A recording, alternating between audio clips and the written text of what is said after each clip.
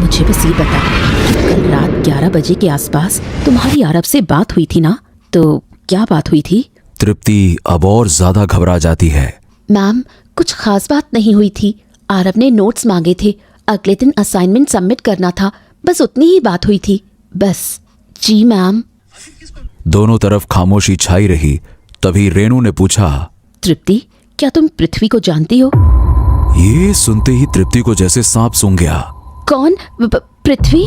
हाँ, ठीक सुना तुमने, पृथ्वी। जानती हो उसे? जी, एक्चुअली आरव, पृथ्वी और मैं तीनों एक ही स्कूल में थे, लेकिन उससे काफी टाइम से बात नहीं हुई हमारी। तृप्ति की आवाज में आए बदलाव को रेणु तुरंत भांप लेती है और वो उसे पूछती है, बात नहीं हुई है? क्या तुम्हें मालूम नहीं, पृथ्वी इज नो मोर। 2 महीने पहले ही उसकी भी मौत हो गई। तृप्ति थर थर कांपने लगी।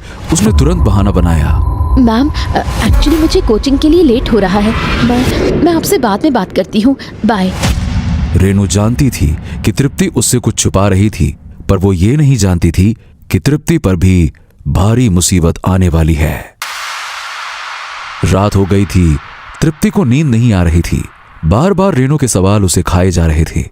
उसने अपना मोबाइल निकाला और इंस्टाग्राम पर रील देखने लगी, पर तभी उसे वो दिखा जिसकी वो कभी कल्पना तक नहीं कर सकती थी। उसके सामने अचानक से आरव की रील आ गई। वो ठीक पृथ्वी की तरह कुर्सी पर बैठा डर के मारे कांप रहा था।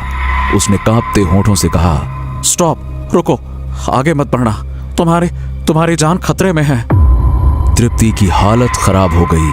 मेरी पूरी बात सुनो, पीछे भूल कर भी मत मुड़ना, वरना वो तुम्हें भी मार डालेगा।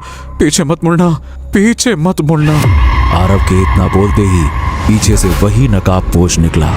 उसने अपनी जेब से छुरा निकाला। तृप्ति की सांसें बहुत तेज चल रही थीं। उस नकाब वाले आदमी ने एक झटके में आरव की गर्दन पर चाकू चला दिया और आरव भी छटपटाकर मर गया। तृप्ति का पूरा शरीर डर से कांप रहा था। ये कैसे हो सकता है? आरव तो कल ही मर गया था ना? और ये मास्क तो हेलोवीन पार्टी में हमने पहना था। ये सब क्या हो रहा है? हे भगवान, मैं क्या करूं? अब कुछ समझ नहीं आ रहा। हाँ, एक काम करती हूँ, रेणु मैम को फोन करती हूँ और उन्हें सब कुछ सच बता देती हूँ। वो जरूर मदद करेंगी। तृप्ति की उंगली तुरंत अपने मोबाइल के कॉन्टैक्ट्स पर गई, पर तभी पीछे से एक आवाज आई, कौन सा सच बताओगी तृप्ति? मेरी मौत का सच बता पाओगी उसे? ये सुनते ही तृप्ति के हाथ से मोबाइल गिर गया। उसे याद आया कि आरव ने उसे पीछे मुड़ने से मना किया था। कौन है पीछे? मैं आया अपने दोस्तों से मिलने। एक काम करो, तुम खुद क्यों नहीं देख लेती?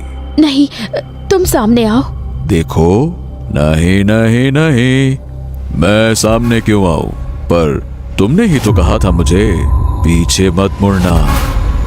याद है, आज से 4 साल पहले। तृप्ति की आंखों के सामने अचानक एक स्विमिंग पूल आ गया। उसे सब कुछ याद आने लगा। उस रात हेलोवीन पार्टी थी। रोहन थोड़ा डरपोक था, इसीलिए वो सबसे दूर स्विमिंग पूल की तरफ चुपचाप अकेला खड़ा था। तभी तृप्ति, आरव और पृथ्वी, ये तीनों चुपके से रोहन के पीछे आकर खड़े हो गए। तीनों ने डरावना मास्क पहन रखा था और उनके हाथों में नकली चाकू था।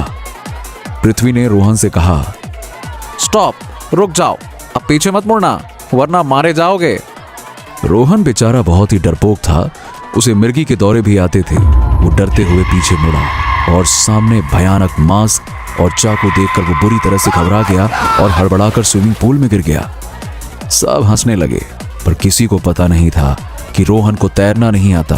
वो डूबने लगा, चिल्लाने लगा, बचाओ, मुझे तैरना नहीं आता, प्लीज हेल्प मी, मुझे बाहर निकालो। रोहन की ये हालत देखते ही वो तीनों घबरा गए। किसी को समझ ही नहीं आया कि हो क्या रहा है। वो डर गए कि कहीं उन्हें कोई देख ना ले। वो तीनों वहां से भाग गए, पर बेचारा रोहन उसी स्विमिंग पूल में डूबकर मर गया।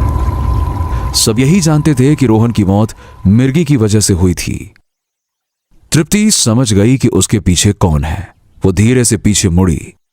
उस नकाबपोश ने धीरे से अपना मास्क उतारा।